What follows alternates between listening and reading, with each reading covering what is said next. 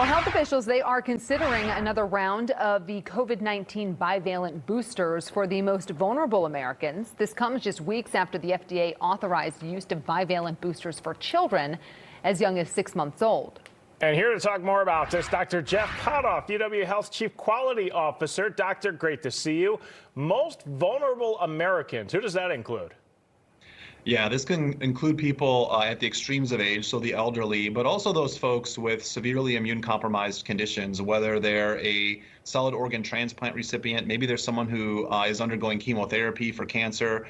They are at the most at risk of having severe outcomes from COVID, and their immune systems are the least good at fighting back against the virus. Now, this is not a done deal. This is being argued about in the government, and I was reading an article from the New York Times, someone who's got your position.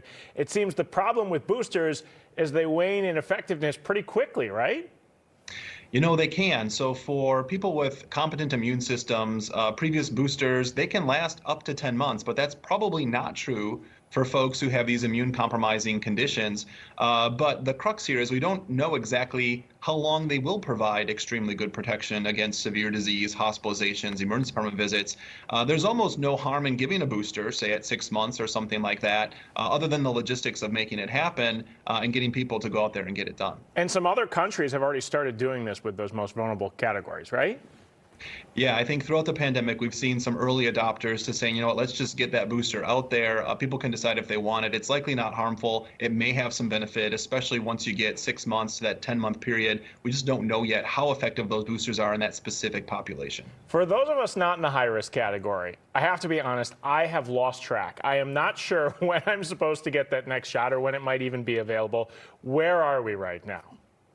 The easy answer is if you've gotten that bivalent booster, which was available last September, you're up to date. You don't have to worry about another shot at the time being. The government is looking at whether we can go to a once-a-year booster dose. That would likely coincide with when we get our influenza dose this fall. So for those folks who are immunocompetent, they've gotten that bivalent booster, you're good likely until this fall. We've got less than a minute here, but I do want to ask you about something that's making news in Milwaukee this week. A new apartment building opened in an old warehouse, and now residents, they've been evacuated after potentially unsafe levels of something called TCE. How dangerous is that?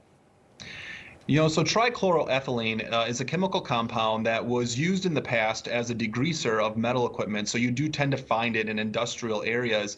It's volatile, so it can kind of get in the air. And there's, immediate concerns for folks who have high levels. They might feel dizziness, headache. But the bigger problem is the long-term effects of exposure to this chemical, where it is a known cancer causer. So it can cause, over time, kidney cancer, liver cancer, some cervical cancers, and some lymphoma, which I think is the main reason that we'd want to avoid exposure to people of this chemical, especially over the course of time. Yep, makes sense why the health department's kicked everybody out temporarily until they get that under control. Thanks for putting that in perspective.